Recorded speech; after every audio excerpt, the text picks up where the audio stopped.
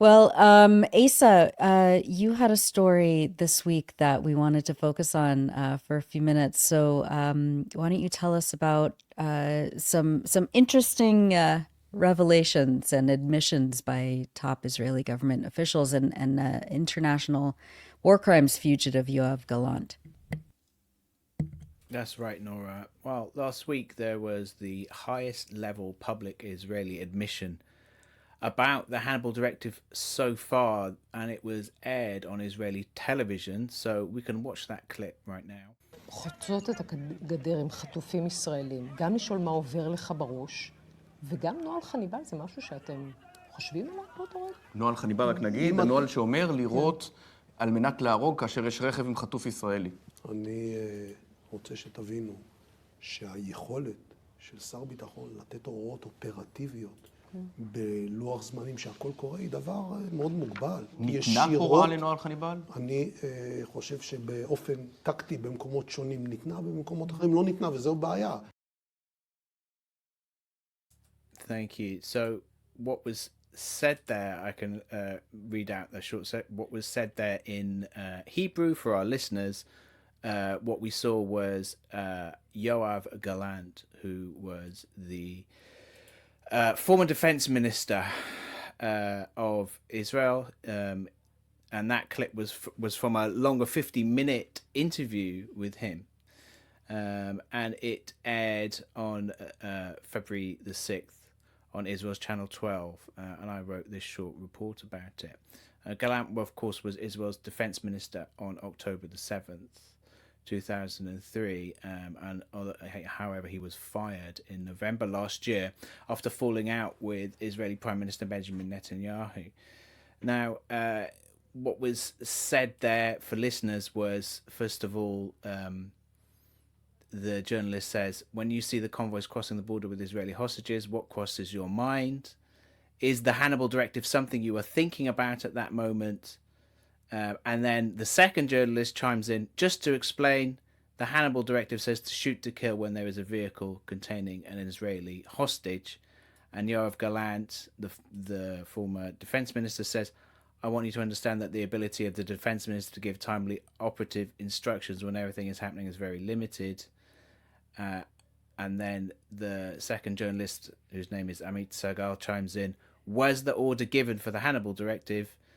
And Yoav Galant replies, I think that tactically in various places it was given and in other places it was not given, and that is a problem. So, as you heard, like that was it's a really striking admission there. It was that the Hannibal Directive was used, and that it was used, in his words, quote, tactically and in various places. So for any new EI viewers who may not have been following this story with us since October 2023, the Israeli journalist explained what the Hannibal Directive is quite succinctly. Quote, the Hannibal Directive says to shoot to kill when there is a vehicle containing an Israeli hostage, end of quote. So the Hannibal Directive is an Israeli military doctrine which was first established in secret by Israeli generals in 1986. And they were determined to stop Israeli soldiers being captured alive by Lebanese and Palestinian resistance fighters. The capture of Israeli prisoners of war like this has in the past successfully led to prisoner exchanges. And as we've seen illustrated over the past several weeks, these exchanges have led to the successful liberation of hundreds of Palestinians from Israeli jails. The Hannibal Directive effectively says that it's better for these captive Israeli soldiers to be killed by Israel than to be kept alive and in Palestinian hands. And to understand more about the history of the Hannibal Directive, you should read a feature that's on screen here that I wrote about it last year, titled Israel's National Murder-Suicide Pact. So the Hannibal Directive was in some ways nothing new on October the 7th, 2003, but what really was new was how it was extended from Israeli soldiers to Israeli civilians, and the sheer scale that it was used on. By now, multiple eyewitness statements and several senior Israeli military sources have confirmed that the Hannibal Directive was used indiscriminately all over the so-called Gaza envelope region on that day. The key eyewitnesses have included Yasmin Porat, a former Israeli captive who narrowly survived a deliberately calculated Israeli tank shelling of the building where a group of Hamas fighters were holed up with 11 other Israeli captives in kibbutz Be'eri on October 7th. The dead included the 12-year-old Israeli twins Yanai and Liel Hatzroni, the girl you can see on the screen here, whose image was later used in official Israeli propaganda, falsely alleging she had been burned to death by Hamas. But in fact, by now we can pretty definitively say she was burned to death by Israeli tank shelling, a Hannibal strike by an Israeli tank fired on the orders of this man, Brigadier General Barak Hiram, who since then has actually been promoted to the head of the Gaza division.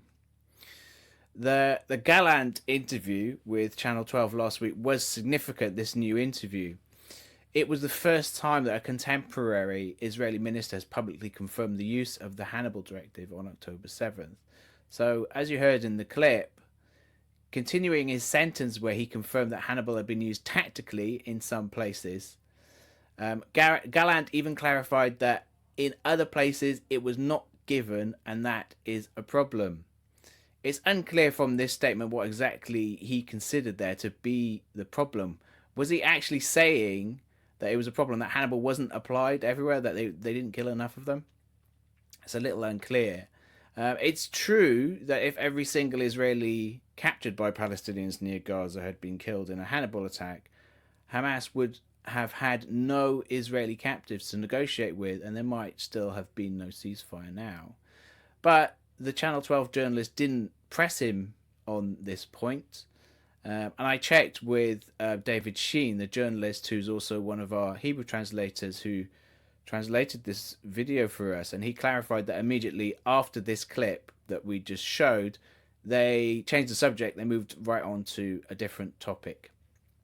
So, you know, if the clip seems like it ends a little abruptly, that's how it is in the original. Ali, you've also let's bring the others on now. Ali, you've followed this story very closely, and you've done a lot of the reporting on it, often with David Sheen. What did you make of Gallant's admission in this interview?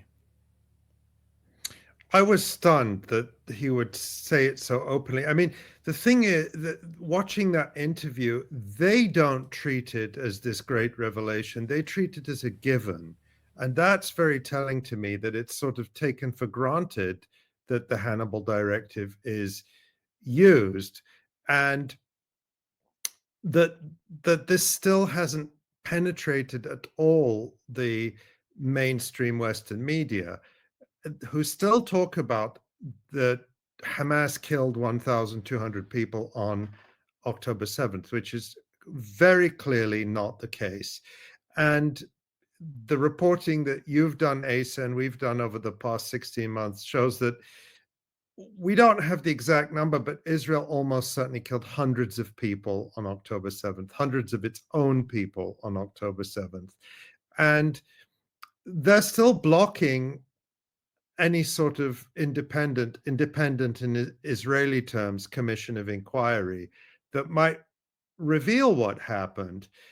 I did notice a turn of phrase in the New York Times. I highlighted that on Twitter a couple of days ago, where there was a subtle change of phraseology where they said that, I think it was, Hamas led an attack on October 7th, which ended with 1,200 people dead. And I thought that was interesting, because they didn't say, I don't know if that was just an accident but nothing is in the New York Times. Those were very carefully chosen words that suggest a recognition now, an undeniable recognition that Israel killed many of its own people. And there's Yoav Gallant saying it. And another thing I'll say about this, I think when we had Ilan Pape on last time, we were talking about how Israelis seem to think Hebrew is a secret language, and that they can talk amongst themselves in Hebrew and the rest of the world won't hear it. And I also think there was a bit of that here. Yeah.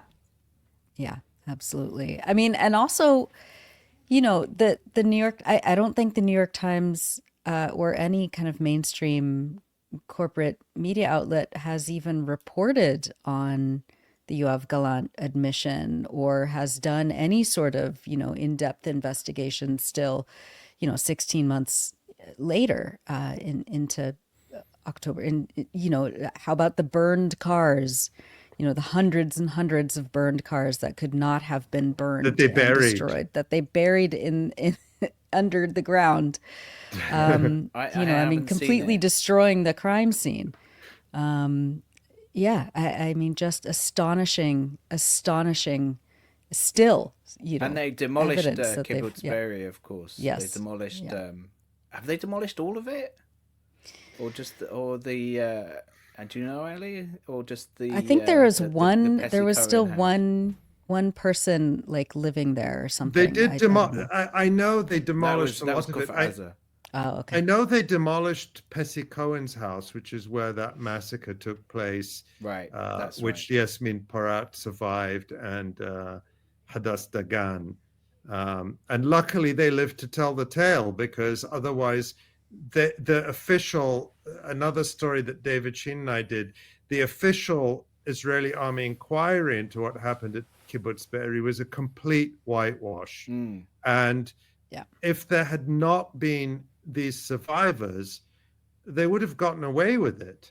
They would have gotten away with the lies the army told to cover up the fact that Barak Hiram ordered the shelling of a house full of Israeli civilians. Mm. And there's been a development, the Hind Rajab Foundation, whose director we had on a few weeks ago, they have filed lawsuits against oh God, one of Yehuda the Vach. They filed that's it, yeah. an ICC complaint against Yehuda Vach, who is the brother of Golan Vach, Right. who was the inventor of the burned babies lie. That's right. And both of these characters, their brothers, who are both military officers, were responsible for a lot of the atrocities in Gaza. I don't want to get ahead of myself, because Yeah. we have some new investigative reporting coming out on that soon. But the significance of what Yoav Galant said, and I'm really grateful to Asa for reporting it in English, is it really puts all this beyond any doubt. It puts it beyond any doubt. And if we were able to bring this much into the light, again, of course, we're using almost entirely Israeli sources. All this is coming from Israeli army officers, from the Israeli media, from Israeli eyewitnesses, from Israeli survivors, and we're bringing it out from the Hebrew media and putting it together. And if we can do that as little old Electronic Intifada, the New York Times could do it, the Washington Post could do it, the BBC could do it, but that is not their job. Their job is to do propaganda for genocide, and that's it. That's the importance of highlighting these statements. The Al Jazeera documentary from October 7th that was released on What is Hidden is Greater had two testimonies from fighters, from a commander talking about his whole unit watching the raid on Kfar Aza from the bushes around it, and I think from Be'eri as well. So that was the first time that we had heard from Qassam directly talking about witnessing that, and they were definitely the witnesses. So there's definitely more to hear from Qassam about that angle of it as well. Yeah. Well, hopefully in due time we'll get those testimonies. I think if it ever comes out in the mainstream media, they'll do the usual sort of trick where they'll sort of pretend that they knew about it all along. Right, of course. And we published on it adequately. We gave it adequate attention by putting it, in the 20th paragraph at the end of another article. The New York Times has mentioned the Hannibal Directive in passing in a few places here and there, but they haven't given it anywhere near the No. kind of reporting that it deserves. Right. One factor that I think is important here, and the reason why, to the extent this has come out, it's come out from Israel, for example, with Kibbutz Be'eri, is because people want to know what happened to their loved ones. They want the truth. And they go and look at things, or they look at where their loved one died, and they say, this doesn't add up. We want to know what happened. And a lot of the family members of those who were killed by General Barak Hiram, the Israelis who were killed by General Barak Hiram at Kibbutz Be'eri, were the ones pushing for the truth to come out. And they're not doing it for political reasons. They're not doing it because they want to support the Palestinians or Hamas, or they agree with me or you. They want to know what happened to their loved ones. And I think that is going to be a force that is going to bring a lot of the truth out. We will see. Thank you so much, Asa and Ali and John.